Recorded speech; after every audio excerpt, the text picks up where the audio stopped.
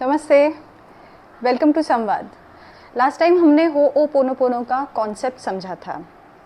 आज उसकी प्रैक्टिस के बारे में जानेंगे। प्रैक्टिस करने के लिए सबसे पहले आपको ये जान लेने की ज़रूरत है कि आप किस इमोशन पे काम करना चाहते हैं। ठीक है, तो मान लीजिए कि आपके शरीर में कोई तकलीफ़ है और आप उससे छुटकारा पाना चाहते हैं। अब वो जो तकलीफ़ है वो आपको दर्द दे रही है, तो काम होगा दर्द पे, यानी कि जो भी पेन है उस पे काम होगा। अपने इस पेन को दूर करने के लिए जब कभी भी आप होओपोनोपोनो मेथड को अपनाएंगे तो आपको एक ऐसी शांत जगह ढूंढनी है जहां आपको अगले 10 से 15 मिनट के लिए कोई डिस्टर्ब ना करे। ठीक है, उस 10-15 मिनट में आप जो कुछ भी करेंगे वो आपको अंदर से हील करने वाला है।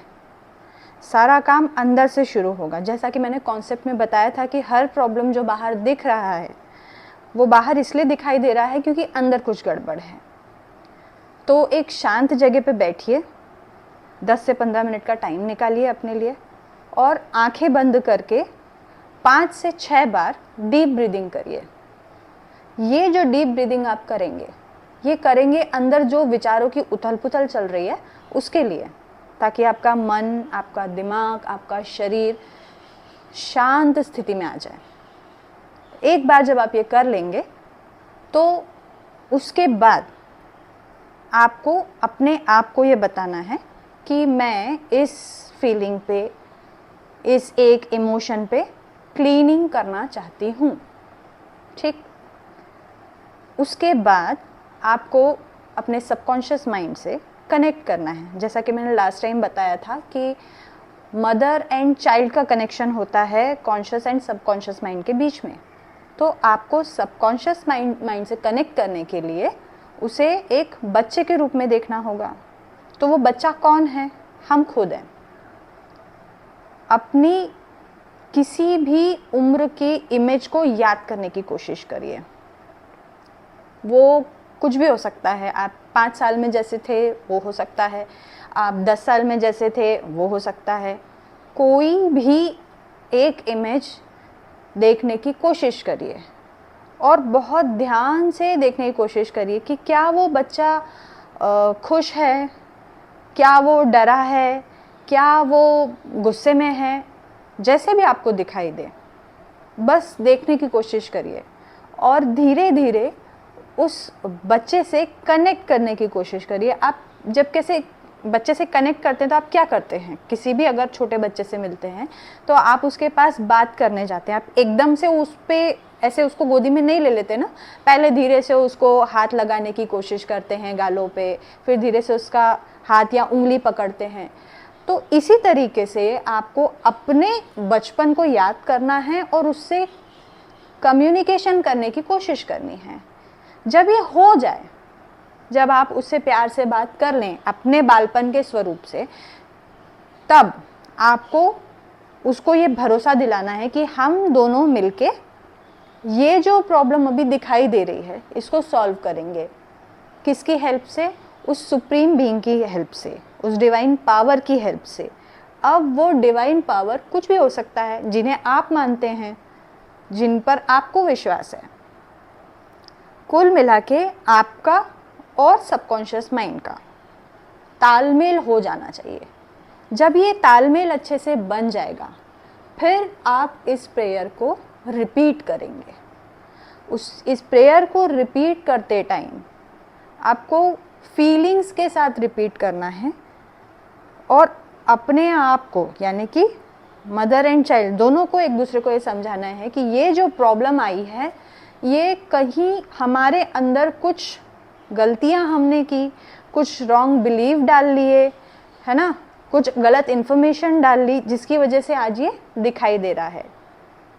तो प्लीज़ मेरी इस मामले में मदद करें, डिवाइन पावर मेरी मदद करे। अब जब आप ये 10 से 15 मिनट तक इस प्रेयर को रिपीट करेंगे, एक स्टेज ऐसी आएगी जहाँ पर आप विचार बिल्कुल ख़त्म हो जाएंगे, बिल्कुल विचार शून्य हो जाएंगे। इस स्टेट को बहुत से लोग तब भी महसूस करते हैं जब वो ध्यान करते हैं। तो कॉमन होओपोनोपोनो प्रेयर में और मेडिटेशन में कॉमन चीज़ ये है कि आप एक लेवल पे जाके शून्य की स्थिति में आ जाते हैं।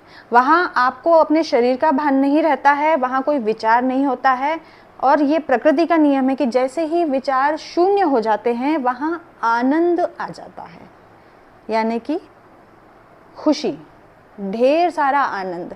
यानी आपको और किसी चीज़ का भान नहीं रहता है, आप सिर्फ अपने होने को जानते हैं। तो होओपोनोपोनो करने के बाद भी आप इस स्टेज में पहुंचते हैं। तो जैसे ही आप इस स्टेज में पहुंचेंगे काम होना शुरू हो जाएगा। क्यों? क्योंकि अब क्लीनिंग होना स्टार्ट हो गई और अब आप आनंद की स्थिति में आ गए हैं। तो ये काम रोज 10 से 15 मिनट के लिए आपको करना है। बेस्ट टाइम सोने के पहले। अब मैं आपको प्रेयर बता देती हूँ। इस प्रेयर में जो शब्द इस्तेमाल किए गए हैं वो बहुत सुनने में बड़े साधारण से लगते हैं, मतलब आप कहेंगे कि ये कोई प्रेयर तो नहीं हो सकती है, लेकिन ये शब्द अपने आप में बहुत हाई वाइब्रेशन वाले वर्ड्स हैं। तो जो प्रेयर है वो ये है, I am sorry, please forgive me. अब आप बोलेंगे मैं किसी से क्यों माफ़ी मांगूं? प्लीज़ फॉरगिव मी फॉर जो कुछ भी गलत मैंने सुना, देखा, जो इन्फॉर्मेशन अपने अंदर गलत डाल ली, जो गलत मान्यताओं को अपने दिमाग में डाल लिया है ना।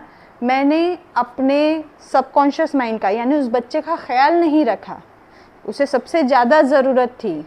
कई बार मैंने अपनी इच्छाओं को मारा, कई बार अपने आप को गिल्ट दिया, है ना, कई बार अपने आप को गुस्से के थ्रू परेशान किया। तो ये सारी जो नेगेटिव फीलिंग है वो उस सबकॉन्शियस माइंड में गई। तो यानी एक प्रकार से आपने उसको तकलीफ दी, तो माफ़ी उससे मांगनी है। इसलिए I am sorry, please forgive me. Thank you. Thank you किस लिए? क्योंकि आज हम दोनों मिलके इस प्रोसेस में शामिल हैं।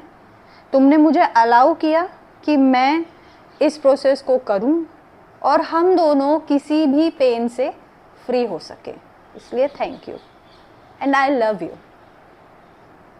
मैंने आपको जब सेल्फ लव की प्रैक्टिस के बारे में बताया था, जब ग्रैटिट्यूड की प्रैक्टिस के बारे में बताया था, तब कहा था कि सेल्फ लव सबसे ज़्यादा ज़रूरी है। जब तक आप सेल्फ लव नहीं करेंगे आप दुनिया में किसी से प्यार नहीं पा सकते। तो ये इसलिए आई लव यू कहना है। ओके, तो I am sorry, please forgive me, जो कुछ भी मैंने गलत किया। ठीक, thank you, I love you. अब इस प्रेयर को करने के बाद क्या चीज़ें नहीं करनी हैं? आपको किसी के भी बारे में कोई भी किसी भी प्रकार का कंप्लेंट नहीं करना है कि उसके पास इतना है मेरे पास नहीं है, या उसने ऐसा किया उसे कुछ दंड नहीं मिलता। नहीं होगा। अगर आप इस प्रेयर को कर रहे हैं तो आपको कंप्लेन बिल्कुल नहीं करनी है, क्रिटिसाइज बिल्कुल नहीं करना है, हटा दीजिए उसको। आपको सिर्फ अपने आप से मतलब होना चाहिए, है ना। और दूसरा इम्पॉर्टेंट बात कि ये कभी भी दूसरों पे काम नहीं करती है। अगर आप सोचेंगे कि आपके घर में कोई बीमार है और उसके ठीक होने के लिए आप करेंगे तो ये काम नहीं करेगा। जैसा कि मैंने पहले बताया, डॉक्टर लेन ने वो प्रिजनर्स भी मार थे तो वो मुक्त हो जाएं इसलिए नहीं की थी।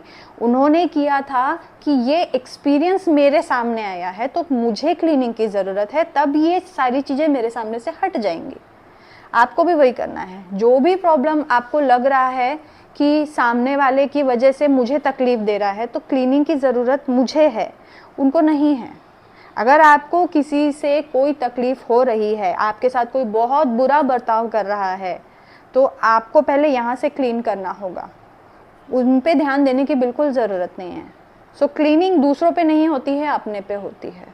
ओके, एक बात मैं आपको बता दूँ, जो लोग बोलते हैं कि हमसे मेडिटेशन नहीं होता है, वो इस प्रेयर को कर सकते हैं और बहुत फास्ट इसमें रिज़ल्ट देखने को मिलते हैं। अगर आपने रोज़ 10 to 15 मिनट इस प्रेयर को दिए तो सबसे पहले तो अपनी हेल्थ को लेकर ही करिए, आपको तुरंत रिज़ल्ट मिलने स्टार्ट हो जाएंगे।